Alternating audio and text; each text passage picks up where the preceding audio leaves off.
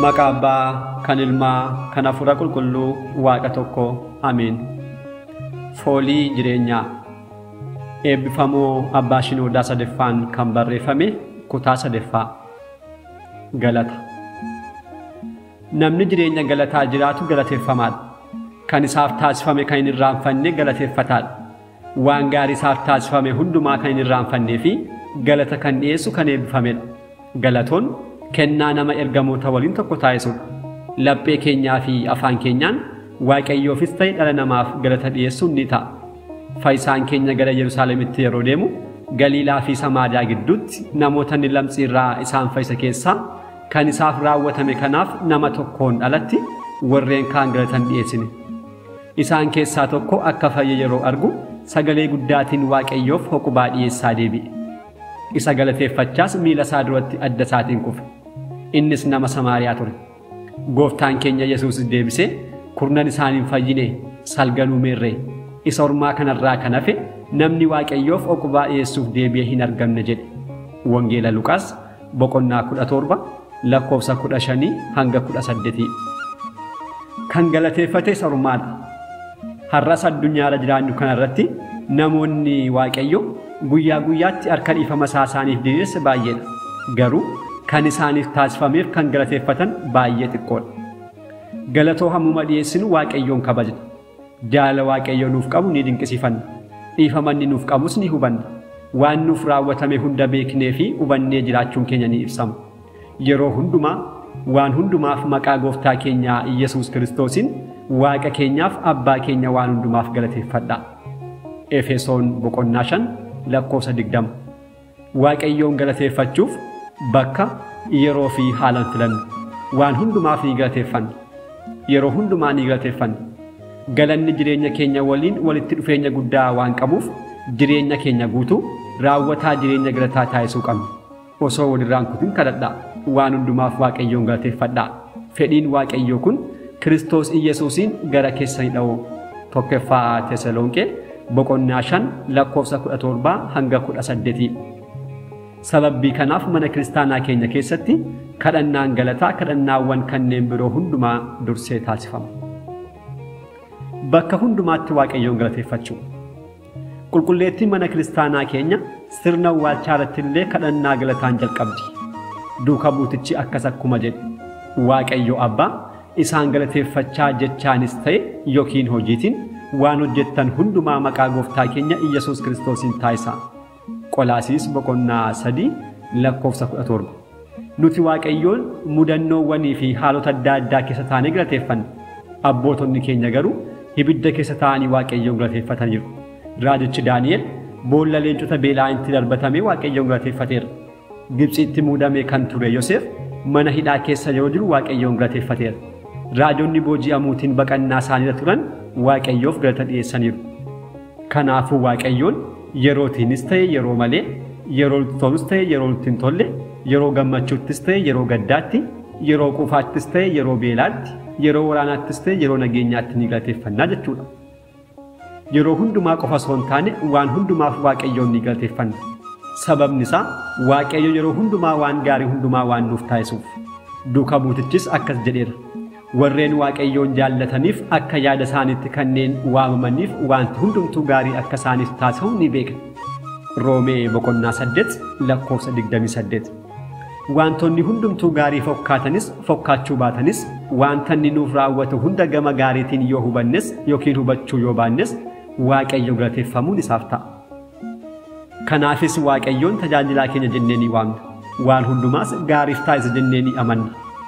Namni Waaqayyootti amanu jireenya isaa keessatti waan Waaqayyo raawwatu hunda gammachuun simachuu, waan raawwatame hundumaaf galateeffachuu qaba.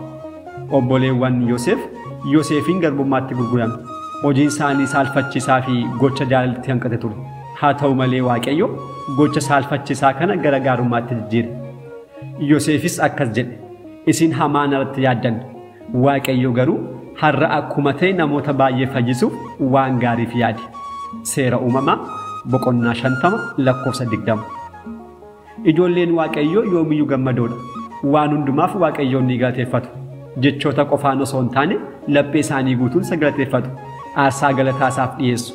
Raajichi Daawit akkas akkuma jedhe, xoofoo galataa koo fudhadha, maqaa Waaqayyoos nan waama, fuula saboota isaa hundumaa duratti wareega koo Waaqayyoof nan raawwadha.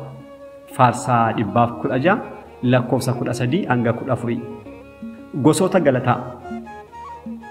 Gosti galataa kan jalqabaa raajiin yeroo nuuf taasifamu, kennaan yeroo nuuf kennamu, yeroowwan gammachuu fi walumaa galatti wantoonni gaarii dubbatamanii hin dhumne yeroo nuuf taasifaman galata nuti galateeffannudha. Isaan kun xiqqaatanii nuuf taasifaman jennee yoo yaadnellee baay'isnee galateeffachuu qabna.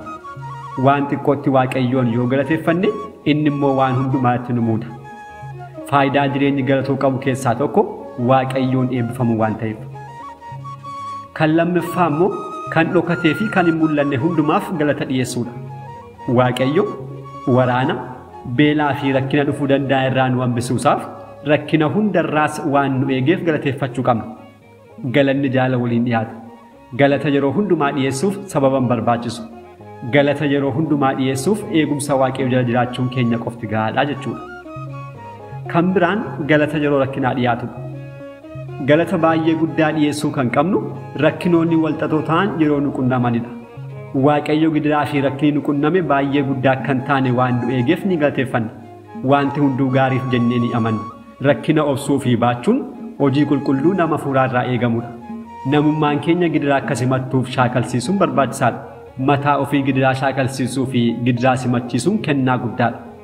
Wanta hundumaa caalaa inni guddaan immoo gidiraa keessa taa'anii gammachuuf jaalalaan Waaqayyoon galateeffachuudha. Fayyisaan keenya Yesuus Kiristoos nuuf jecha foon isaatiin gidiraa simateera waan ta'eef. Cubbuu keenya akka ittiin mo'annuuf fannoo isaa nuuf kenneera. Fannoo isaa kan fudhannu rakkina simachuuf yeroo eeyyamnu qofaadha.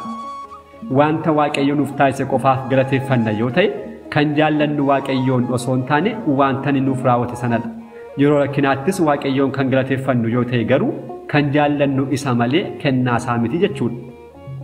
Waaqayyoon kan jaallannu milkaa'aa waan nu taasiseef, fayyaa waan nuuf kenneef, sooreyyii waan nu taasiseef, nageenyaa fi badhaadhina waan nuuf kenneef qofa ta'uu hin qabu.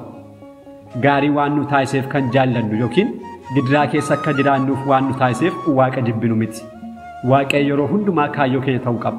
Qulqulluun Intos namoonni galateeffattoota ta'an isaan kam akka ta'e yeroo dubbatu lubbuun isaanii dammaqtuu kan taate, hammina gaarummaa irraa adda kan baasan, waan gaarii ta'e kan hordofan, galataa fi sodaa Waaqayyoo waliin daandii kana kan hordofanidha jedha. Wantootaa fi yaadawwan nageenyaa fi gammachuu keenya nurraa fudhachuu danda'an irraa fagaachuu qabna. Dhiibbaan isaa hammam cimaa yoo ta'e illee yeroo hundumaa Gooftaatti gammaduu qabna. Nageenya keenya dhabuu hin qabnu. Ergaa Galaatiyaatti akkuma barreeffame firiiwwan hafuuraa, jaalala, nageenya, gammachuu fi kanneen biroodha. Galaatiyaa boqonnaa 5 lakkoofsa 22. Gammachuu fi nageenya keenya warreen birooti dhiibbaa qaba. Nuti fakkeenya gaarii taanee kanneen biroo geggeessuu qabna. Rakkinni yeroo nu mudatus galateeffachuun nurra jira. Sababni isaa rakkinni burqaa jabina jireenya hafuurummaadha waan ta'eef. Rakkina keessatti kadhannaa gadi fagoo gara Waaqayyootti dhiyeessina. Kadhannaan gadi fagoo walitti dhiyeenya jabaataa Waaqayyoo waliin akka qabaannuuf nu taasisa. Rakkinni guddaan dhalli namaa akka gaabbuu fi cubbuu isaa akka himatu taasisa. Barumsaawwanii fi lallabaawwan hafuurawoo baay'eef gurra isaaf laphee isaa akka kennuuf kitaabota hafuurawoo akka dubbisuuf isa affeera. Mana kiristaanaa deemuu gocha yeroo hundumaa akka godhatu taasisa. Yeroo rakkinaatti fayyisummaa harka Waaqayyoo ni argina. Kunuunsaa fi eegumsa isaa ni hubanna. Rakkinicha keessa taane humna fayyisummaa Waaqayyoo ni dinqisiifanna. Rakkinaan oomisha galabaa isaarraa adda baasnee kan beeknu taana. Sababoota kana hundumaaf yeroo rakkinaatti Waaqayyoon ni galateeffanna.